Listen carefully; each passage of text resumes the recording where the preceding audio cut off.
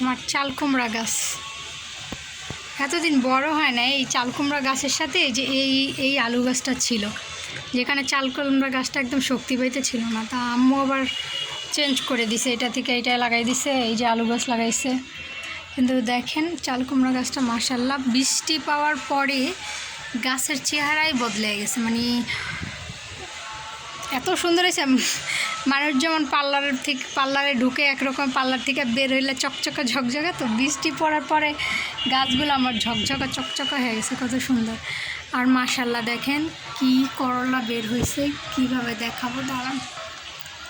মানে মাশাআল্লাহ এত সুন্দর করলা বের হয়েছে, দেখছেন একটা ইয়াতে কিন্তু 3টা হয়েছে, এই যে এই ডালটায় 3টা হয়েছে, একটা দুইটা, আবার এইখানে যাইয়ে এই একটা হয়েছে 3টা, মানে 3টা করলা হয়েছে। তারপরে আবার এই যে এখানে দেখেন, এই যে এখানে হয়েছে কত বড় বড়, এই যে বড় বড়, আবার এই মাথায় আবার 2টা, আবার এই একটা, অনেক মাশাআল্লাহ অনেক করলা ধরছে। এই যে করলা ধরছে, আসলে যে মানুষ বলে যে মুখ লাগে না, কিন্তু আসলেও মুখ লাগে, গাছেরও মুখ লাগে। আমার করলাগুলো এত সুন্দর করে হইতেছিল, আমার বাসায় একজন আসছে, আসার পরে সে বলতেছে এত করলা ধরছে, এত করলা ধরছে বলছে। বলার পরে থেকেই দেখে আমার করলাগুলো কেমন যেন মরে মরে যেতেছে। এই দেখেন, এই যে এগুলো মরে মরে যাচ্ছে, কিন্তু এই করলাগুলো কিন্তু আর বাঁচবে না। এই যেগুলো মানে এত সুন্দর হয়েছে করলাগুলো, কিন্তু করলাগুলো সব লাল হয়ে গেছে। এই যে দেখছেন, এই যে এগুলো কিন্তু লাল লাল হয়ে গেছে, এগুলো কিন্তু একটাও বাঁচবে না।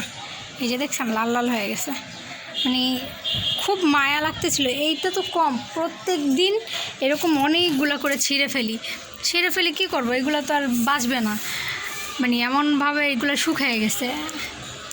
এই দেখেন, এই যে দেখছেন কী অবস্থাগুলো হয়েছে, সবগুলা করলা হয়েছে দেখছেন পাকা, মানে কেমন লাল লাল হয়ে, এই যে কতগুলা, এগুলো মানে সবগুলো এরকম হইতেছে কেন? কারণ মুখ লাগছে নাকি গাছের কোনো সমস্যা? কিন্তু গাছের তো কোনো সমস্যা দেখি না, গোড়ায় পর্যাপ্ত মাটি আছে। তারপর আম্মু সার দিতেছে, সার বলতে ঘরোয়া সার দেয়, ওই যে সবজি টবজি দিয়ে সার বানায় ওইটাই দেয়, এমনিতে কোনো সার দেয় না। তবে মাশাআল্লাহ দেখেন, আর করলার ইয়েগুলো দেখছেন, মানে বের হয় এক একটা বড় বড়, মাশাআল্লাহ। এই দেখেন কত বড় করে বের হয়েছে। আর এই এত সুন্দর একটা করলার যদি মানে না বাঁচে তাহলে খুব খারাপ লাগে না? যে ওদিকেও হয়েছে, মানে প্রচুর পরিমাণে হয়েছে, ছোট করলা গাছ কিন্তু সেই হিসাবে করলা কিন্তু প্রচুর পরিমাণে হয়েছে, যে ওদিকেও হয়েছে। তাহলে পুরো বাগানটা আম্মু ছোটো করে ঝাঁকা দিছে না, এই যে এই ডালটায় কিন্তু করলার এত পরিমাণে করলা ছিল, এই যে সবগুলো এখন যে ইয়ে হয়ে গেছে, এগুলো বাঁচবে না। পুঁই শাকও অনেক হয়েছে মাশাআল্লাহ, দিলে দেখেন অনেক পুঁই শাক হয়েছে। পুঁই শাক আজকে খাবো না, কালকে খাবো,